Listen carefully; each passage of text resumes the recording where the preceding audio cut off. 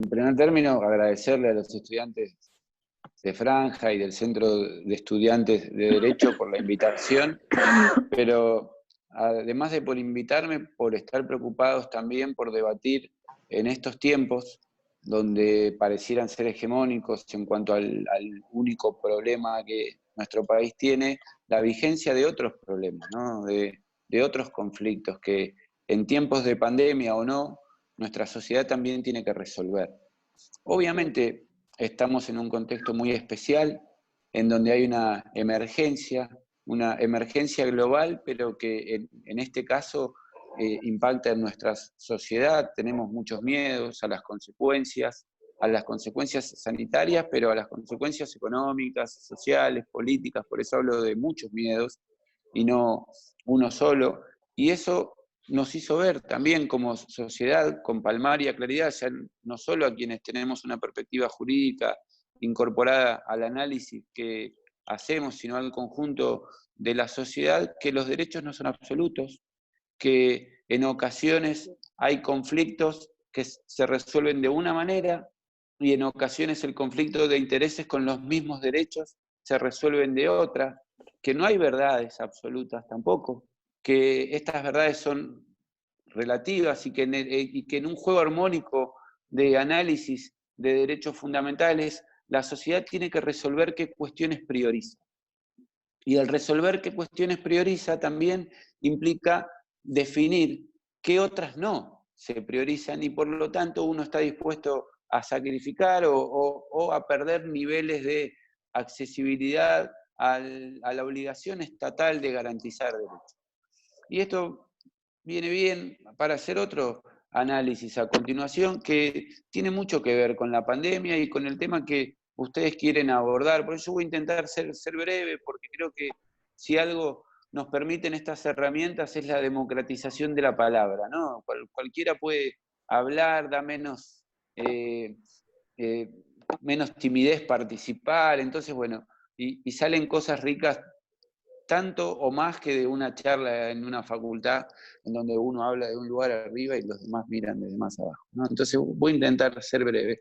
Pero me parece que hay un debate muy interesante de cuál es el rol del Estado, ¿no?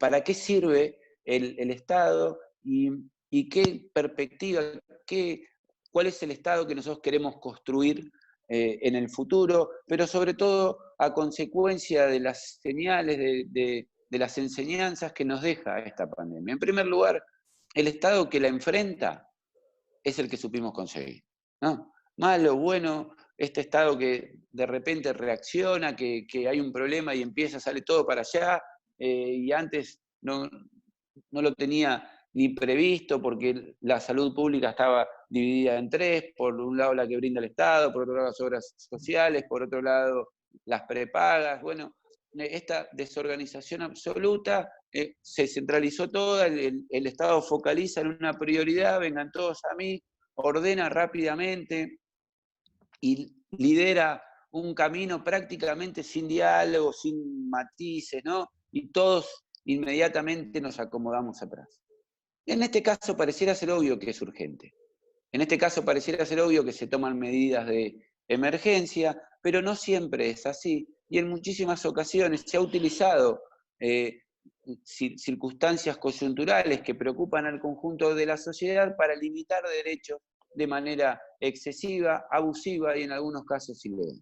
¿Por qué esta introducción? Porque el caso del consumo de sustancias prohibidas en general y la penalización de la marihuana en particular tiene mucho que ver con lo que la política llama emergencia, ¿no? Que a veces está justificado y a veces no está justificado.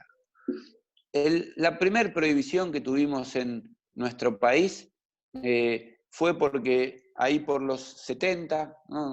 Una década compleja de la historia de la Argentina, se consideraba que la juventud estaba en riesgo.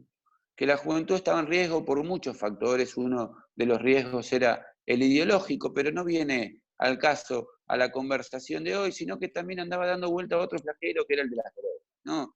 El de las drogas, que los convertía en seres asociables y que bajo la excusa de protegerlos era imperioso tomar medidas urgentes, y la mejor manera que se le ocurría a ese Estado era amenazar a los jóvenes con que si se hacían daño, entonces le íbamos a hacer más daño. Porque la respuesta que resolvió ese Estado en ese entonces es amenazar a los jóvenes que se quieran producir un daño, o sea, consumir drogas, partiendo de la base que, más allá de lo que después vamos a hablar sobre la marihuana, en principio el uso abusivo de las sustancias prohibidas hace daño, claramente, pero bajo la excusa de protegerlos, los íbamos a sancionar. Y la sanción era la más grave que utiliza nuestro ordenamiento jurídico para intentar resolver un conflicto o para intentar sancionar a quien lo produce, que es la pena privativa de la libertad. Claro, no pareciera ser idónea la medida de restringir la libertad a quien consume estupefacientes y solamente se produce daño a sí mismo, y así fue como, a pesar de haber sido ratificado por la Corte Suprema de la Dictadura Militar, esta ley, que es de la democracia, del año 1974, impulsada por Isabel Perón, fue declarada inconstitucional por la democracia naciente allá por el año 1983, y uno de los primeros fallos que da por tierra con esta posibilidad de darle al Estado la herramienta de sancionar a quien se quiera producir un daño, con el conocido fallo Basterrica, que hace hincapié esencialmente en la protección de las libertades individuales y fundamentalmente en que los individuos no podemos ser un medio para alcanzar un fin, y muchísimo menos que ese medio tiene que tener como norte el protegernos a nosotros mismos. Si nos quieren proteger, la manera no es sancionándonos. La única forma de sancionar a alguien por producir un mal es que ese mal sea producido a terceros. Por eso, volviendo e intentando hacer un link con la pandemia, puede ser viable jurídicamente la restricción a salir de nuestras casas. Porque si salimos de nuestras casas no es que nos ponemos en riesgo a nosotros mismos, sino que ese riesgo es para con terceros, a quien podemos contagiar. Distinto es el caso de la medida que se había tomado en la ciudad de Buenos Aires de sancionar a personas de más de 70 años por querer salir a la calle, por ponerse en riesgo a sí mismo.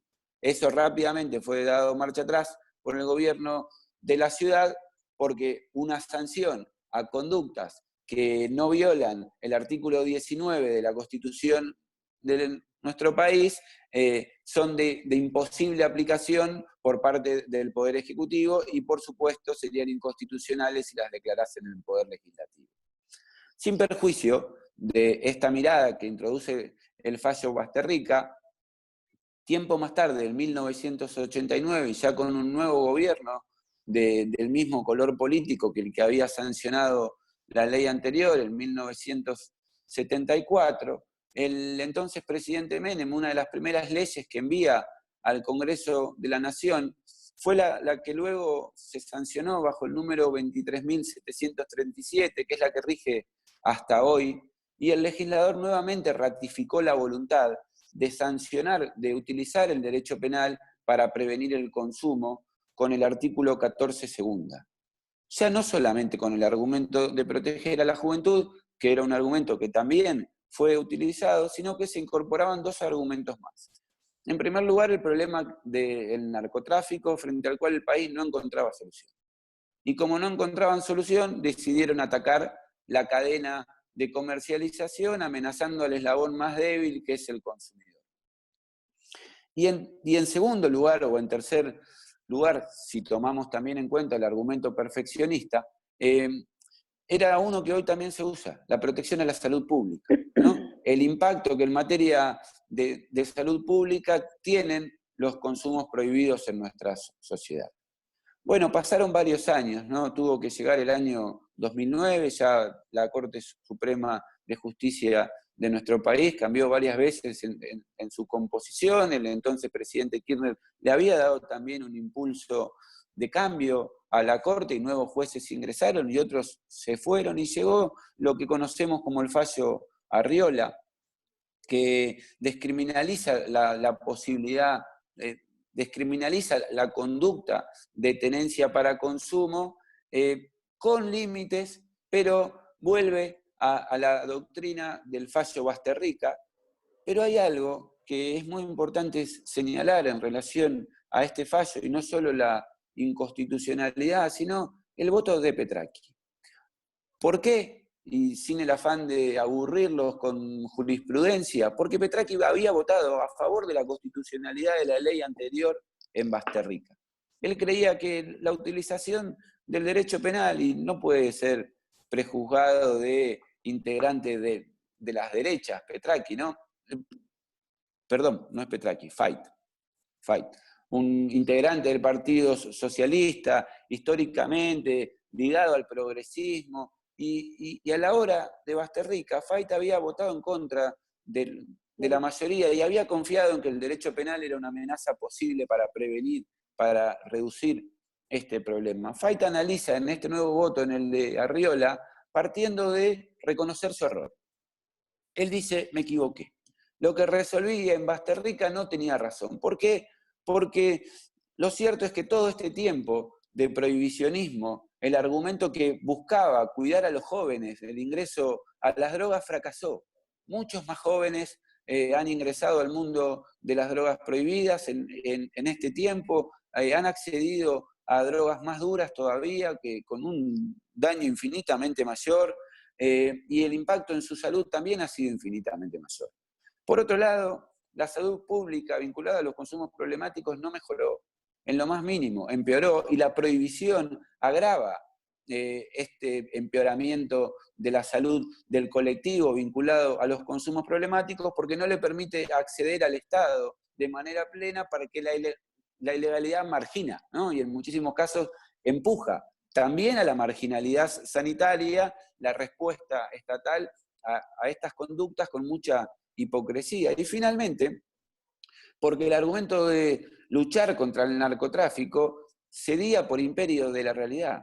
El narcotráfico ha cooptado zonas de nuestro territorio durante este tiempo y es amo y señor de lugares donde hoy el crimen organizado dice qué es ley y a quién se castiga y cómo, ¿no?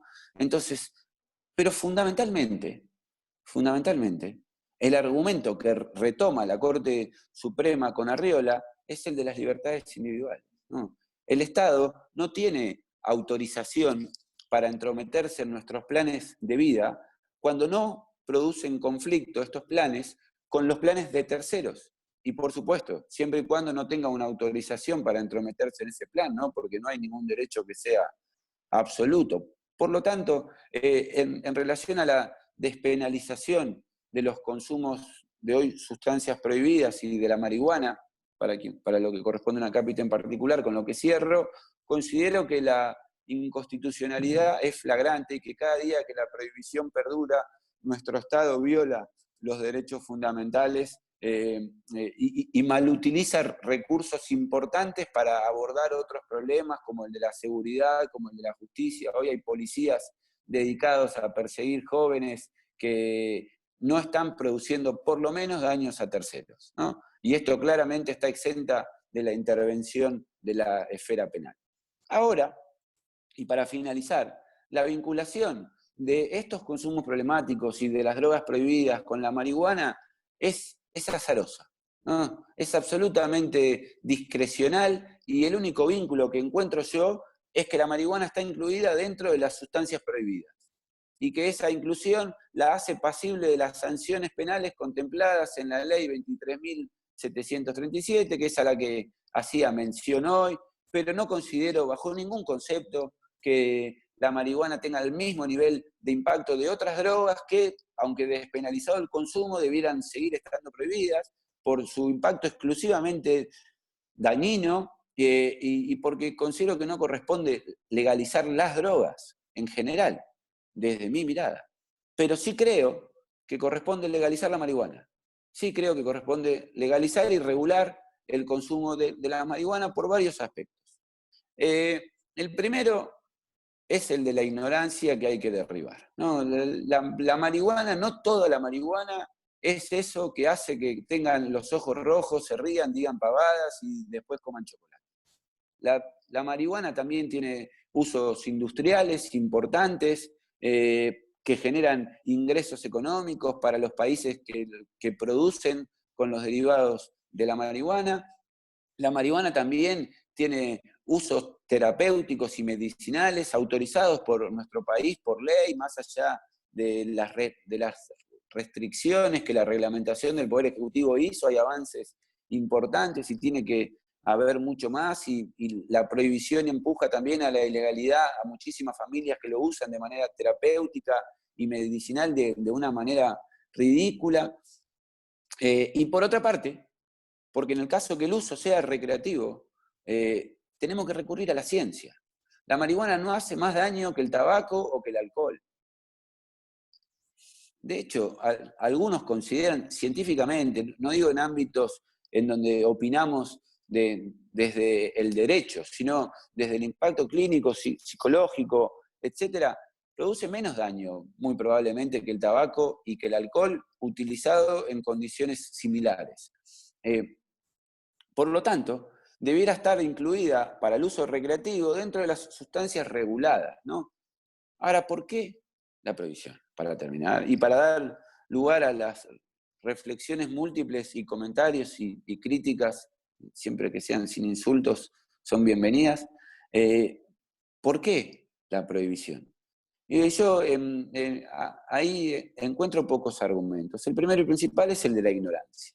Lamentablemente tenemos una clase dirigente que no sabe de lo que gestiona y que por lo general reacciona, o sea que frente a un problema, cuando el problema estalla, hace lo que puede para brindar un placebo que calme el reclamo de la ciudadanía, y lamentablemente las campañas de información, de difusión masiva de derechos y los prejuicios inciden de manera colectiva y presionan sobre las actitudes de nuestros gobernantes para que sobre esta planta pese una prohibición ridícula.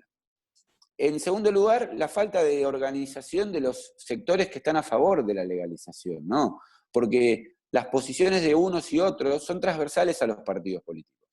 La verdad es que son transversales a los partidos políticos.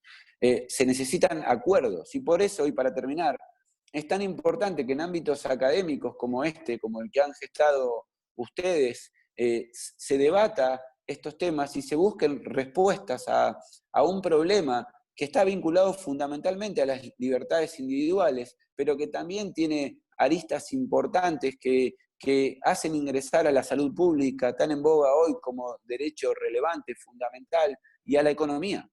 La marihuana, la legalización de la marihuana hoy cubre 3 de los problemas más importantes que nuestro país tiene. Por supuesto, no los resuelve, ¿no? Uno es el de las libertades individuales, otro es el de la salud pública, y el otro es el económico. Y finalmente, el impacto sobre el sistema de seguridad. La mayoría de las causas que se hacen hoy en nuestro país por infracción a la ley de drogas son de tenencia simple o tenencia para consumo de marihuana. Esto significa que la policía y la justicia dedican mayoritariamente su tiempo a la hora de perseguir a las organizaciones narcocriminales, en vez de perseguirlos a ellos, a perseguir a los consumidores. Y esto claramente no sirve para nada. No les tengo que explicar las implicancias en materia de libertad individuales, pero lo que sí ustedes saben también es que tenemos un problema de seguridad muy grave. Y la policía se tendría que dedicar a perseguir a los que matan, a los que roban, a los que violan, y no a los que fuman marihuana, ¿no? Y eso también tiene que ver con la legalización, porque Arriola es para ese caso. Por lo tanto, por último, antes de adentrarnos en el ida y vuelta, sepan ustedes que sigue siendo ilegal tener marihuana para consumir. Arriola no despenalizó la tenencia para consumo, sino que dijo que en ese caso es inconstitucional. Por lo tanto, hasta tanto el Congreso no avance en la despenalización de la tenencia para consumo, están en riesgo si deciden tener marihuana o cualquier otra sustancia que es ilegal por la calle. Finalmente, gracias, es un gusto estar con ustedes y que empiece el show.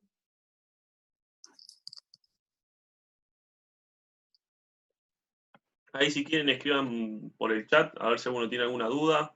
Si Lean lo permite, podemos actualizar la reunión para hacer alguna pregunta más si se llega a estirar un poco más. Claro. Creo que se está cancelando el tiempo que nos teníamos gratis, así que hasta que no tengamos uno pago, de última actualizamos lo que es la reunión. pero no sé si alguno tiene una duda, Dale. le habilito el micrófono, así le preguntan a Leandro. Ahí alguien habló sobre que tenía cáncer. Mira, yo Yo tuve puedo cáncer tener y me alguna ayudó duda, mucho. si me permiten.